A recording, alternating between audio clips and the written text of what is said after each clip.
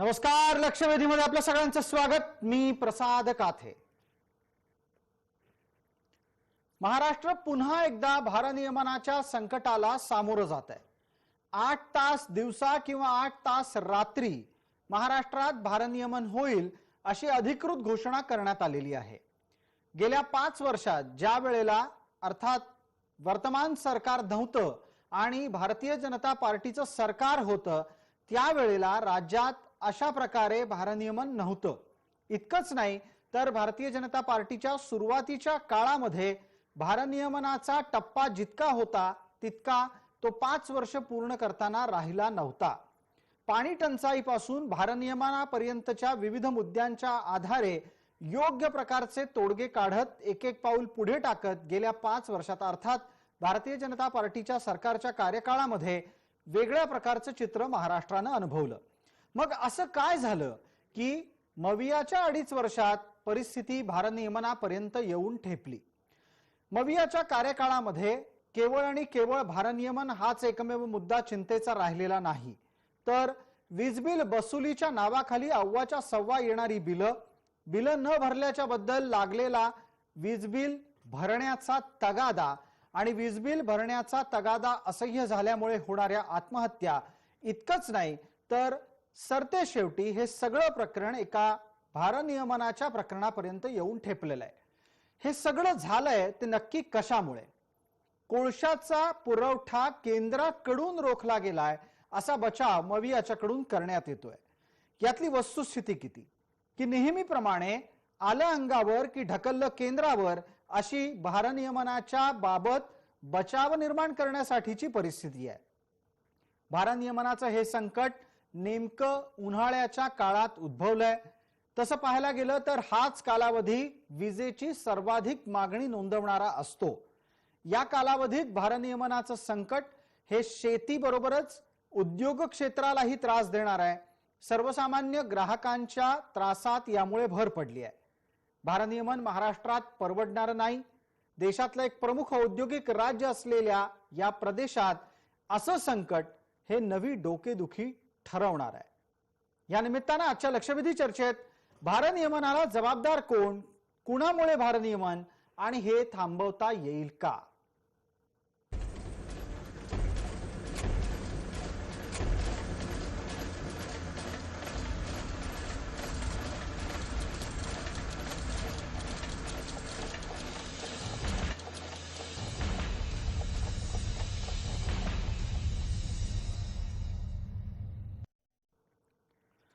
भारनियमनाच्या संदर्भामध्ये चर्चा पुढे नेण्यापूर्वी आपण ऊर्जा मंत्री नितीन राऊत यांची भूमिका ऐकणार आहोत। ऊर्जा मंत्र्यांनी आपल्या भूमिकेतून महाराष्ट्राला भारनियमनाच्या बाबतीत त्यांचं काय मत आहे ते मांडलंय। कोळशाचा साठा उपलब्ध झाला तर रेल्वेच्या रॅक सुद्धा आम्हाला उपलब्ध होत नाही आणि त्यामुळे कोळशाचा साठा हा दररोज जो लागणारा कोळसा आहे वीज निर्मिती केंद्रांना तो कमी पडतो आणि येणारा पावसाळा जो आहे त्या पावसाळ्यासाठी सुद्धा आम्हाला कोळशाचा साठा संग्रहित करावा लागतो आणि तो सुद्धा होत नाही। आणि या सर्व कारणामुळे जेव्हा उष्णांक वाढतो तेव्हा उष्णांक वाढल्यानंतर ट्रान्सफॉर्मर सुद्धा बंद पडण्याची भीती मोठ्या प्रमाणात असते। ऊर्जा मंत्र्यांच्या भूमिकेत केंद्राच्या दृष्टीनं केंद्राच्या दिशेनं अंगुली निर्देश आहे। आपल्या सोबत असलेल्या मान्यवरांचा आपल्याला परिचय करून देतो आणि त्यानिमित्तानं मविया सरकारनं घेतलेली अधिकृत भूमिका काय आहे, कशी आहे, कितपत योग्य आहे याची आपण चर्चा करूयात। आपल्या सोबत वीज अभ्यासक आशिष चंदाराणा आहेत। वीज प्रश्नी सातत्यानं प्रामुख्यानं वीज ग्राहकांची बाजू लावून धरणारे वीज प्रश्नी आंदोलक या नात्यानं आपल्याला परिचित असलेले सगळ्यांच्याच परिचितातलं नाव प्रताप होगाडे आपल्या सोबत आहेत।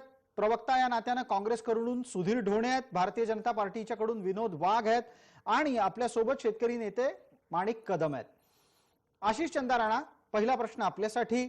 केंद्र कोळशाच्या वाहतुकीच्या साठी गाडी उपलब्ध करून देत नाही, रेल्वे वॅगन मिळत नाहीत, अशा प्रकारची तक्रार करून मवियाला भारनियमनाच्या पापातून मुक्त होता येईल का? इसं खरं उत्तर जर म्हटलं तर अजिबात नाही।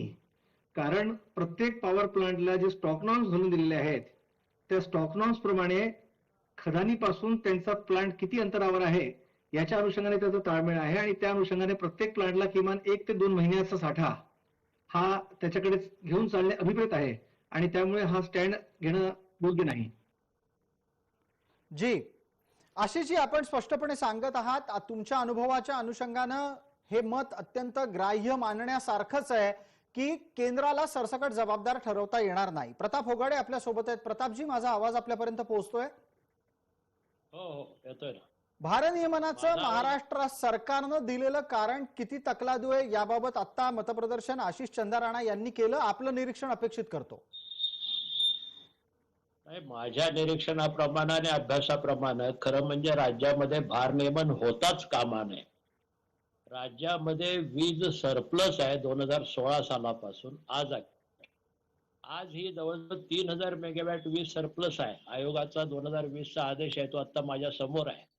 21,000 मिलियन युनिट्स वीज आपल्याकडे उपलब्ध ज्यादा आहे.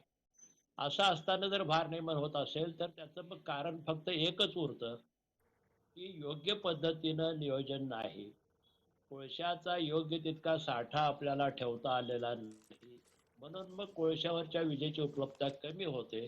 असं होऊ शकतं. बाहेरून वीज घेण्याची पाळी खरं म्हणजे नव्हतीच. 760 मेगावॅट वीज आज बाहेरून काय घेत आहेत हेही मला कळत नाही. तुमच्याकडे जर सरप्लस पॉवर आहे आणि त्या सरप्लस पॉवरसाठी राज्यामधले वीज ग्राहक हे जवळजवळ 30 पैसे प्रति युनिट हे पैसे भरतायत 2016 सालापासून आज अखेर. आणि असं असताना सुद्धा जर भारनियमन होत असेल तर प्लॅनिंग नाही, पुरेसा कोळशाचा योग्य पद्धतीनं साठा केलेला नाही आणि फायनान्शियल मॅनेजमेंट नाही, प्रोफेशनल मॅनेजमेंट नाही, हेच एकमेव उत्तर त्याच्या पाठीमागे येतं. आणि त्याचं संपूर्ण कारण मी कुठल्या मंत्र्यालाही दोष देत नाही, पण याचं संपूर्ण कारण आमच्या या ज्या 2 कंपन्या आहेत, महाजनको, महावितरण, या दोन्ही कंपन्यांचा ढिसाळ आणि नियोजन शून्य कारभार, त्यामुळं आजचं हे संकट ओढवलेलं आहे असं माझं स्पष्ट मत आहे. प्रतापजी, आपल्या या उत्तराच्या नंतर माझा पुढचा प्रश्न माणिक कदम आपल्याला असणार आहे. माणिक कदम, आपण शेतीच्या परिस्थितीच्या अनुषंगानं हे भारनियमन किती महागात पडणार आहे ते सांगा. जे कागदपत्र आहेत ते असं सांगतायत 8 तास दिवसा किंवा 8 तास रात्री भारनियमन होणार आहे. 8 तास रात्रीचं भारनियमन हे शेतकऱ्यांच्या दृष्टीनं कसं त्रासदायक आहे, दिवसाचा 8 तास कसं त्रासदायक आहे, दोन्हीवर आपण मतप्रदर्शन करणार आहात. माणिक कदम. धन्यवाद सर. मी सगळ्यात पहिल्यांदा आदरणीय आमचे चळवळीतील जाणकार मित्र आणि आम्हाला मार्गदर्शन करणारे होगाडे साहेब यांनी जे तंतोतंत अभ्यासपूर्ण मार्गदर्शन केलं त्याचं मी पूर्णपणे समर्थन करतो. ह्या सरकारचं जी माणिक कदम, आपला बोलता बोलता अचानक आवाज खरखरला आणि आपला संपर्क बाधित झाल्याचं दिसतंय. माझा आवाज आपल्यापर्यंत येतोय? आपण शेतकऱ्यांच्या अनुषंगाने हे भारनियमन कसं त्रासदायक आहे ते सांगत होतात. माणिक कदम. सर, मी सांगतोय तुम्हाला, दरवर्षी महाराष्ट्रामध्ये जवळपास नुसतं रात्री शेतकरी दारं धरायला गेल्याच्या नंतर जवळपास दरवर्षी महाराष्ट्रामध्ये 30 ते 40 शेतकरी दरवर्षी मृत्यू. नाही, मी माणिक कदम, आपल्याला सातत्यानं फोन येत आहेत. आपण कृपया DND मोड ऍक्टिव्ह करा आणि येणारे फोन बंद करा, नाहीतर आपण बोलू नाही शकणार आहात. तो प्रश्न दुरुस्त करेपर्यंत मी पटकन एकदा आशिष चंदा राणांना चर्चेमध्ये घेतो. आशिषजी, एक छोटीशी विनंती आहे, थोडं मागे सरकून बसा, आपला चेहरा नीट दिसत नाहीये लोकांना. माझा पुढचा प्रश्न आशिषजी आपल्यासाठी असा असेल की या भारनियमनाच्या एकूणातल्या परिस्थितीला लक्षात यायला इतका उशीर का झाला? आता आपण एप्रिल महिन्यामध्ये आहोत. भारनियमनाची परिस्थिती आपल्याला तसं पाहायला गेलं तर किमान 15 फेब्रुवारीला लक्षात यायला हवी होती. आशिषजी. टेक्निकली जी सत्यबाब आहे, पैशाचं काम हे पैशाने होतं आणि महावितरणच्या व्यवस्थापनाने आर्थिक कारभार इतका ढिसाळ करून ठेवलेला आहे, इतके घोटाळे करून ठेवलेले आहेत की महावितरणचं जी कॅश फ्लो आहे, लोकांकडून येणारा जो पैसा आहे, त्याचा इतक्या मोठ्या प्रमाणात दुरुपयोग झालेला आहे की त्यांना नियोजन करता त्यांना आलं असतं, पण त्यासाठी त्यांच्याकडे पैसा हवा. मुळात त्यांनी व्यवस्थेतला पैसा, सिस्टीम मधला पैसा हा मागच्या अनेक वर्षापासून घोटाळ्यांनी मोठे मोठे घोटाळे करत लंपास केल्याने आजची स्थिती उद्भवलेली आहे. आणि याचं उत्तर एकच आहे की त्यांना पैसा परत लागेल, तो त्यांच्याकडे नाही. आणि पैशाशिवाय काय नियोजन करतील? जोपर्यंत ते जनरेशन कंपनीला पैसे देणार नाहीत, तोपर्यंत जनरेशन कंपनी कोळशाचा साठा करणार नाही. आणि जनरेशन कंपनी जर कोळशाचा स्टॉक करून ठेवणार तर ते विजेचं उत्पादन कसं करेल? हे त्याच्या बाबतीत आज महावितरणचा कारभार ज्या व्यवस्थेने ढेपाळला, महावितरणचा कारभार ज्या अधिकाऱ्यांनी पूर्ण रसातळाला नेला, तेच अधिकारी आता वीज नियामक आयोगामध्ये बसून महावितरणची दिशानिर्देश आणि त्याची कार्यप्रणाली ठरवत आहे. हे अत्यंत चिंताजनक आणि खेदजनक परिस्थिती आहे. म्हणजे ज्या आयोगापुढे महावितरण याचिका करता असते, त्याच आयोगामध्ये महावितरणचा अधिकारी प्रतिनियुक्तीमध्ये जाऊन काम कसं करू शकतो, हे याचं उत्तर महाराष्ट्राने आता सरकारला विचारण्याची वेळ आलेली आहे. जी, आशिष चंद्राणा, आपल्या मतप्रदर्शनानंतर एकदा पटकन माणिक कदम यांना बोलतं करायचं आहे. माणिकराव, आता पूर्णपणे आपण DND मोड सह आमच्याशी जोडले गेलेला आहात अशी अपेक्षा आहे. कोणाचा फोन आपल्यापर्यंत येणार नाही, जेणेकरून तुमचंच म्हणणं मध्ये खंडित होणार नाही अशी अपेक्षा आहे. आपण सांगत होतात की 8 तास दिवसा किंवा 8 तास रात्री या प्रकारच्या भारनियमनाच्या शक्यतेनं शेतकरी आणखीन त्रासात ढकलला जाणार आहे. गेली जवळपास 2.5 वर्ष नैसर्गिक संकट आहेच, आता हे नवं सुलतानी संकट आलं. अगदी बरोबर आहे. हेच मी सांगतोय की महाराष्ट्र सरकारनं आतापर्यंत जवळपास देशामधल्या 15% वीज उत्पादन हे महाराष्ट्र सरकारकडचं येतं. वेगवेगळे औष्णिक विद्युत प्रकल्प असेल, जलविद्युत प्रकल्प असेल, हे सगळे प्रकल्प असताना नवीन विद्युत प्रकल्पाच्या संदर्भात महाराष्ट्र सरकारने कधी विचार सुद्धा केलेला नाहीये. दुसरी बाब, यांचं जे काय नियोजनाचा अभाव आहे ते पूर्णपणे महाराष्ट्र सरकारचं नियोजन शून्य कारभार आहे. आणि अक्षरशः सर एक सांगतोय तुम्हाला मी, पावसाळ्यामध्ये ह्या शेतकऱ्याला आम्हाला लाईट लावायची गरजच पडत नाही, कारण मुबलक पाणी असतं. इकून तिकून हिवाळा आला तर हिवाळ्यामध्ये मरणाची यांची लोड शेडिंग असती, एवढी लोड शेडिंग असती. खेड्यामध्ये जर तुम्ही आलात एखाद्या वार प्रसाद भाऊ, तर आमच्या पंख्याचं बटन दाबल्याच्या नंतर नुसता पंखा गुई गुई वाजायला लागतो. ते पंखा फिरत सुद्धा नाही.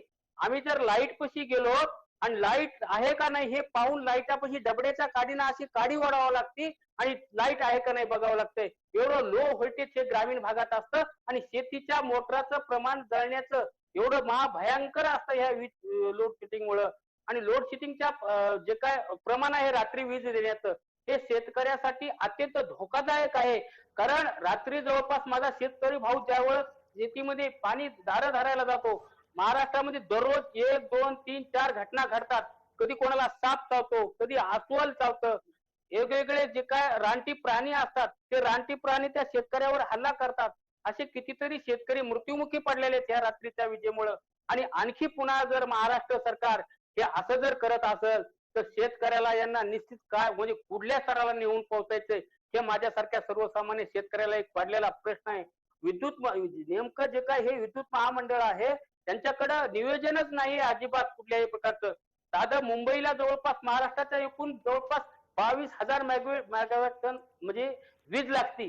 म्हणजे मुंबई सारख्या शहराला जर थोडी जरी वीज कमी पडली तर मुंबईतले जे काही सुशिक्षित लोक असतात त्या विद्युत वितरण कंपनीच्या लोकांच्या बोकांडीवर बसतात. मी पैसे भरले म्हणतात, मला वीज आता पाहिजे म्हणतात.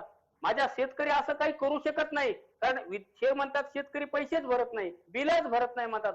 परंतु शेतकऱ्याच्या नावावर वेगवेगळ्या ठिकाणच्या जे काय हे महाराष्ट्र सरकार सबसिड्या देतं विद्युत वितरण कंपनीला, त्या सबसिडीचं होतं काय बोर्ड बंगाल.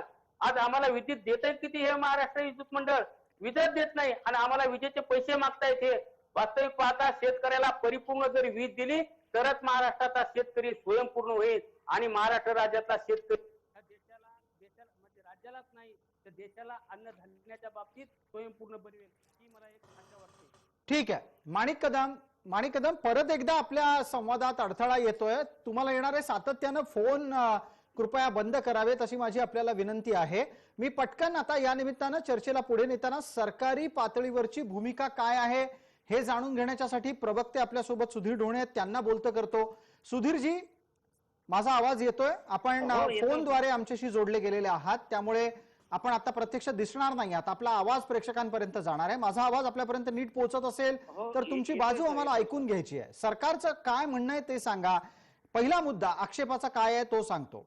पहिला मुद्दा, राज्यात वीज अतिरिक्त आहे, ज्यादा आहे, सरप्लस आहे, तरी पण राज्यात भारनियमन आहे.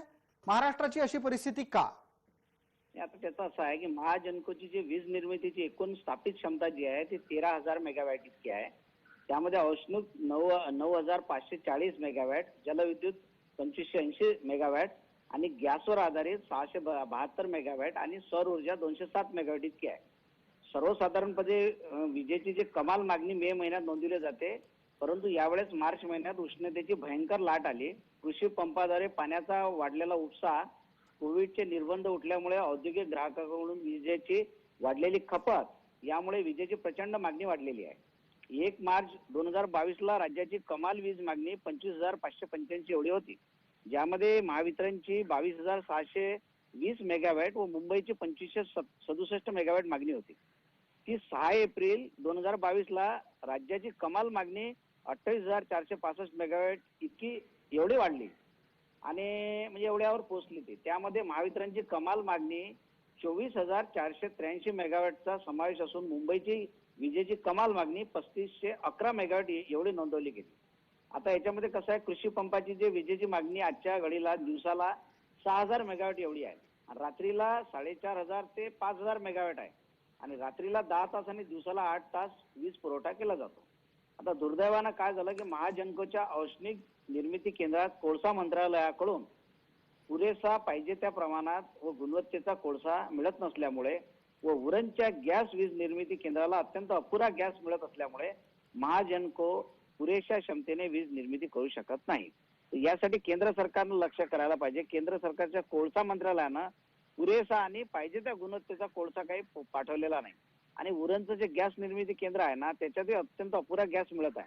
त्याच्यामुळे महाजनकोला काही मर्यादा आलेल्या आहे, पुरेशा क्षमतेनं ते वीज निर्मिती करू शकत नाही. तर यासाठी सर्व अधिकारी आणि आमच्या महाविकास आघाडीचे मुख्यमंत्री पुरेसा आणि दर्जेदार कोळसा मिळावा यासाठी प्रयत्नशील आहे. आमचे काँग्रेसचे जे मंत्री आहे, वीज मंत्री नितीन राऊत साहेब, यांनी सुद्धा वारंवार प्रयत्न केले, परंतु आश्वासनाशिवाय काही मिळालेलं नाही. आता उरणला जो पुरेसा गॅस पुरवठा होत सुधीर नसल्यामुळे ढोणे, 50% आपण असं सांगता आहात, सुधीरजी ऐका जरा, हा. आपण असं सांगता आहात की आपण आपल्या मंत्री महोदयांनी खूप प्रयत्न केले, मात्र आतापर्यंत आपल्याला आश्वासनाशिवाय काही मिळालं नाही. मला जरा पुरावाच देऊन टाका, कोणी कोणाला संपर्क केला, काय तारखेला केला, काय उत्तर आलं?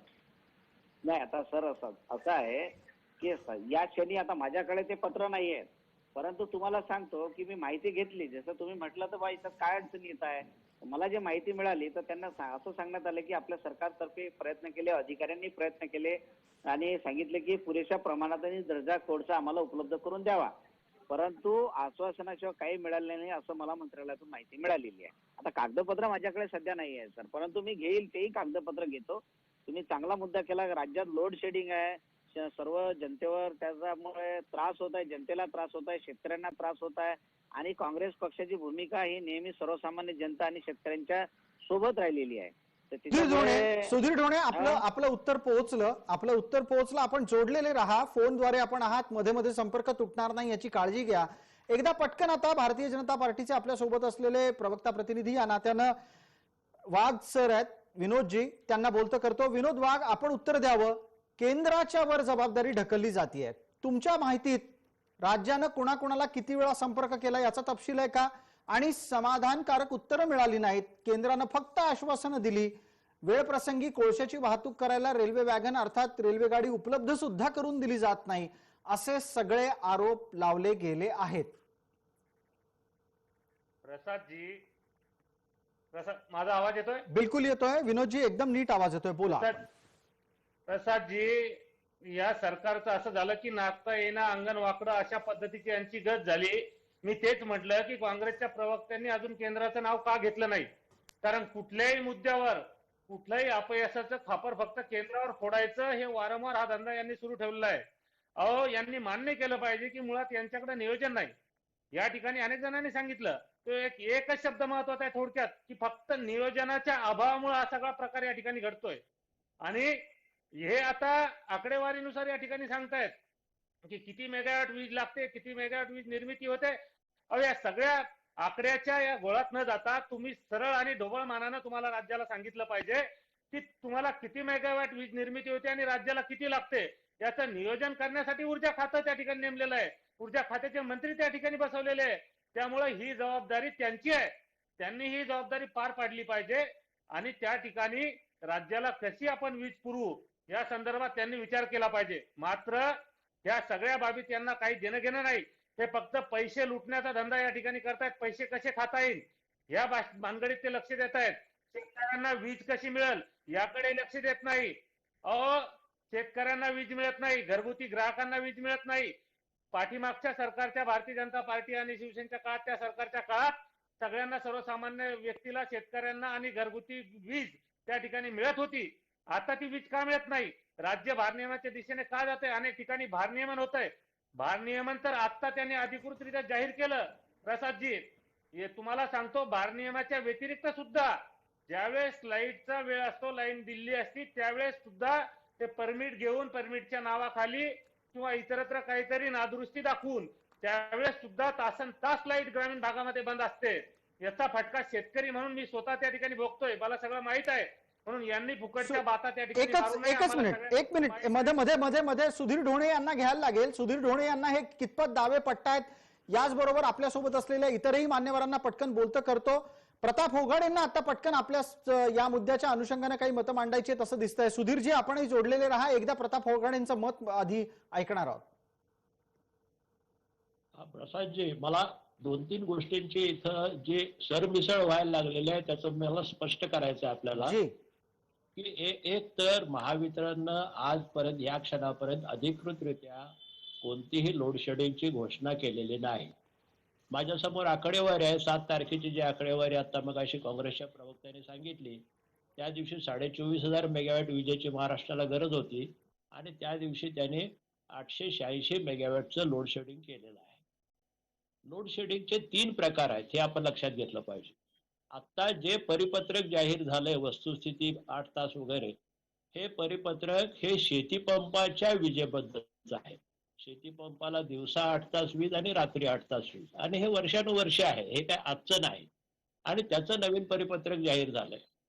राज्यामध्ये लोडशेडिंगचे अधिकृतरित्या 2 आणि अनधिकृतरित्या खरे 3 प्रकार आहेत. एक पहिलं जे लोडशेडिंग होतं त्याला प्लॅन्ड लोडशेडिंग म्हणतात. म्हणजे राज्यामध्ये आता एक परमनंट शॉर्टेज आहे, महिना 2 महिन्याकरता 2000-3000 मेगावॅटचं शॉर्टेज आहे.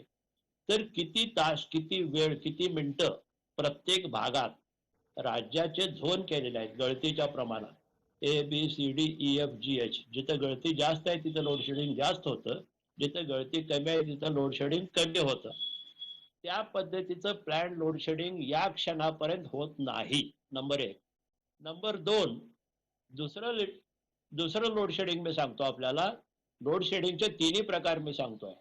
लोडशेडिंगचा दुसरा प्रकार आहे, त्याला म्हणतात डिस्ट्रेस लोडशेडिंग. प्रतापजी, एकच मिनिट. प्रतापजी, मी आपल्याला याचसाठी थांबवतो. आपण असा दावा केलात की अधिकृतरित्या कोणत्याही प्रकारे लोडशेडिंगची घोषणा अद्याप तरी झालेली नाही. आपल्या समोर काही कागदपत्र आहेत, आणि ती असं सांगतायत की सकाळी म्हणजे दिवसा 8 तास किंवा रात्री 8 तास लोडशेडिंगची शक्यता आहे. आपण तरीही म्हणणार आहात की राज्य सरकारनं लोडशेडिंगची घोषणाच केलेली नाहीये? नाही, हे पहा, मी अजूनही सांगतो आपल्याला, मी काही चुकीची माहिती देत नाही. अधिकृतरित्या जे जाहीर झालेलं आहे त्यांच्या वेबसाईटवर, ते शेतीपंपाचं नवीन भारनियमनाचं पत्रक जाहीर झालेलं आहे. लोडशेडिंग होऊ शकतं की नाही, होऊ शकतं. तेच मी सांगतोय आपल्याला. मी स्वतः सुद्धा लोडशेडिंग नाही झालं पाहिजे याच मताचा आहे. राज्यात सरप्लस वीज असताना का लोडशेडिंग होता हा माझा स्वतःचा प्रश्न आहे. मी फक्त तपशील सांगतोय. दुसरा मुद्दा जो आहे लोडशेडिंगचा, ते फोर्स लोडशेडिंग, म्हणजे जे 7 तारखेला झालं किंवा आज सध्या होतंय, हे त्यांच्या म्हणण्याप्रमाणे, मी कालच त्यांच्या अधिकाऱ्याशी बोललेलो आहे आणि मी आपल्याला सांगतोय की फोर्स लोडशेडिंग किंवा डिस्ट्रेस लोडशेडिंग हे दुसरं लोडशेडिंग आहे. म्हणजे मागणी वाढली, आपल्याला आता पर्याय नाही, सर्वांना आपण वीज देऊ शकत नाही आणि म्हणून वीज खंडित केली जाते. अशा पद्धतीने जे होतं त्याला डिस्ट्रेस लोडशेडिंग म्हणतात. आणि तिसरं जे लोडशेडिंग आहे, तिसरं लोडशेडिंग जे आहे, आपलं म्हणणं नीट ऐकायला येत आहे. प्रतापजी, आपण हे सांगा, पण तत्पूर्वी एकदा माझ्या हातात असलेला 31 मार्चचा एक कागद आहे, महावितरणचाच आहे. ओके, एक मिनिट. हो, तिसरं जे लोडशेडिंग आहे ते ब्रेकडाऊन लोकल लेवलवर येणारे प्रॉब्लेम्स अनेक पद्धतीचे, या पद्धतीचं लोड शेडिंग आहे, त्या अधिकृत लोड शेडिंग मध्ये कुठंच येत नाही. पण तरी सुद्धा राज्यामधल्या सर्व ग्राहकांना या डिस्ट्रेस लोड शेडिंगच्या फटका दररोज किमान 1 तासापासून ते ग्रामीण भागामध्ये कमाल 3-4 तासापर्यंत सहन करावा लागतो. आणि जी. त्यामध्ये कंपनीचंही नुकसान होतं आणि ग्राहकांचंही नुकसान होतं. मला हे स्पष्टपणानं सांगायचं आहे की परवा 7 तारखेला हायेस्ट डिमांड होती, त्या दिवशी 886 मेगावॅटचं जर लोड शेडिंग केलं असेल तर याच्यापेक्षा आजची मागणी 3000 मेगावॅटने कमी आहे, 21,500 मेगावॅटची आहे. योग्य नियोजन केलं तर राज्यामध्ये कुठेही लोड शेडिंग करायची गरज नाही.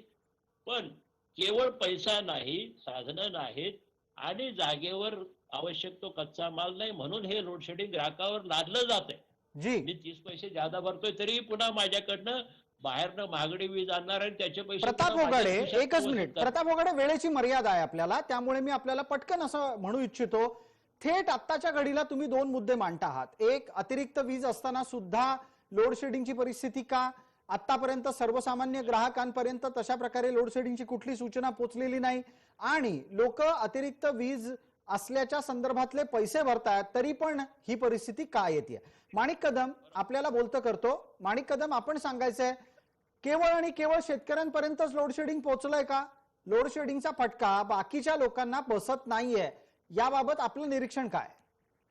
नाही नाही, अजिबात सगळ्या ग्रामीण भागामध्ये जवळपास 12-12 तासाचं लोड शेडिंग आहे. शेती पंपाला तर 8 तासाचं आहेच आहे. अख्ख्या महाराष्ट्रामध्ये जवळपास 8 तास ते 10 तास लोड शेडिंग हे ग्रामीण भागामध्ये आहे. अजिबात लाईटच दिल्या जात नाही, 10-10, 12-12 तास लाईट दिल्या जात नाही. आज मी ज्या गावामध्ये आहे, माझ्या ज्या गावात, आज ही जर लाईट आज सकाळी आता रात्री 8ला जर गेली तर उद्या 8लाच लाईट येते. एवढी ग्रामीण भागाची दयनीय अवस्था आहे. आणि हे लोड शेडिंग नावाचा जे काय प्रकार आहे किंवा महाराष्ट्र राज्यामध्ये विजेचा पुरवठा हे कमी आहे, हे असं म्हणून चालणार नाही. याच्यामध्ये खूप मोठा माणिक कदम, महाघोटाळा आपण आहे. असं म्हणता आहात विजेचा पुरवठा कमी आहे, दुसऱ्या बाजूला विजेचा पुरवठा अतिरिक्त आहे, अशा दोन्ही प्रकारची मतं समोर येत आहेत. सुधीर ढोणे आपल्या सोबत आहेत. सुधीर ढोणे, एकदा पटकन आपली प्रतिक्रिया नोंदवून घेतो. आपण सांगा, नक्की राज्यात वीज अतिरिक्त आहे की नाही? नाही सर, वीज अतिरिक्त नाही. विजेची मागणी आणि पुरवठा यामध्ये 2500 ते 3000 मेगावॅटची एवढी तूट आहे.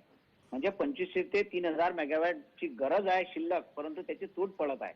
आणि यासाठी राज्य सरकार 700 मेगावॅट तर कधी 1500 मेगावॅट एवढी रोज जे आहे वीज 6.5 रुपये प्रति युनिटनं तर कधी कधी 12 रुपये प्रति युनिटनं विकत घेते आणि लोड शेडिंग होऊ नये म्हणून ते जनतेसाठी उपलब्ध करून देते. म्हणजे जेवढे लोकांकडून पैसे घेत नाही त्याच्यापेक्षा जास्त रुपयानं बाहेरून विकत घ्यावं लागून राहिले. आणि तुम्हाला हाच मुद्दा आहे सुधीरजी, हाच मुद्दा आहे. आशिष चंद्र राणा यांच्याकडून त्याचं मतप्रदर्शन एकदा घेतो, पटकन त्यांची भूमिका ऐकूयात. आशिषजी, राज्य सरकारच्या कडे अतिरिक्त वीज नाही, राज्य सरकार बाहेरून वीज खरेदी करतंय. मुद्दा इथेच जन्माला येतो, बाहेरून वीज घेण्याची गरज आता आहे की आपलं गणित गडबडतंय? वेळेची मर्यादा आहे, आपण कृपया 40 सेकंदात बोलणार आहात, त्यानंतर एका विश्रांतीची गरज आहे आपल्याला चर्चेत. हे बघा, महाराष्ट्र राज्याने त्याच्या वास्तविक मागणीपेक्षा कितीतरी जास्त अतिरिक्त पुरवठ्याचे करार केलेले आहेत आणि गरज नसताना सुद्धा त्या केलेल्या करारापायी आपण सुमारे 4000 कोटी ते 5000 कोटी रुपये ग्राहकांच्या वीज दरवाढीच्या माध्यमातून त्या पुरवठादार कंपन्यांना देत आहोत. जर विजेची मागणी वाढली असेल तर ज्यांना आपण फिक्स कॉस्ट देत आहोत ते पॉवर प्लांट आपल्याला पुरवठा का करू शकत नाही आहेत आणि आपल्याला का बाहेरून वीज विकत घ्यावी लागते, याचा अभ्यास करणं गरजेचं आहे. आणि असं असेल तर मागील 6-7 वर्षांपासून ज्यांना आपण फिक्स चार्जेस पोटी सुमारे 4 ते 5000 कोटी दरवर्षाला देतोय, प्रतापरावांनी अगदी योग्य सांगितलंय, प्रति युनिट 30 पैसे देतोय, त्या पुरवठेदारांवर कंपनी सरकार काय कारवाई करणार आहे आणि महावितरण काय कारवाई करणार आहे? छोटा प्रश्न, वेळेच्या मर्यादेत पटकन सांगा. तुमच्या आसपासच्या परिस्थितीमध्ये केवळ आणि केवळ शेतीपंपांनाच मर्यादित वेळेत वीज पुरवठा अशा प्रकारचा अनुभव आहे का सर्वसामान्य वीज ग्राहकांनाही तसा अनुभव येतो आहे? नाही, सर्वसामान्य वीज ग्राहकांना फोर्स लोड शेडिंग म्हणजे 10-15 मिनिटांसाठी असे अनुभव सध्या आले आहेत. म्हणजे आपण बॉर्डरवर आहोत असं म्हणता येईल. कोणत्याही क्षणी परिस्थिती खराब होऊ शकते, पण असा मोठा लोड शेडिंग किंवा तासभर 2 तास लोड शेडिंग असं सध्या झालेलं दिसत नाही. ठीक आहे, आपल्याला चर्चेला एक वेळेची मर्यादा आहे. आपण पटकन एक छोटी विश्रांती घेणार आहोत. चर्चेच्या पुढच्या भागात याच निमित्तानं लगेच परत येणार आहोत. लक्षवेधीच्या या भागामध्ये तुर्तास इतकंच. सर्व प्रेक्षकांना जय महाराष्ट्र.